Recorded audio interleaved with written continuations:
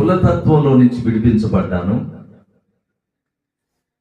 విడిపించబడిన కులం గురించి నేను చెప్పడానికి నేను చెప్పలేకపోతున్నాను అని అన్నాను. ఏమైంది చెబితే ఏం తప్పింది అన్నట్టుగా నాకు వెళ్ళి చూశారు. హల్లెలూయా. ఈ మాటే ₹1,00,00,000 మాట. మీరు ఇంటి దేవునికి స్తోత్రం కలుగును గాక. అందరేనండి, ఇది ₹1,00,00,000 మాట. నిర్లక్ష్యం, అవిధేయత, ఇవన్నీ దేవుళ్ళలోకి వచ్చినాక ఇవన్నీ పోతాయి. ఈ మనిషిలో ఎప్పుడైతే నిర్లక్ష్యం ఉంటుందో ఆ మనిషిని బట్టి కులాన్ని, ఆ మనిషిని, ఆ కుటుంబాన్ని చిన్న చూపు చూస్తాడు. మనిషిలో ఎప్పుడైతే మార్పు వచ్చిందో, మంచి మార్గంలో అన్నిట్లో బాగుంటారో వారితో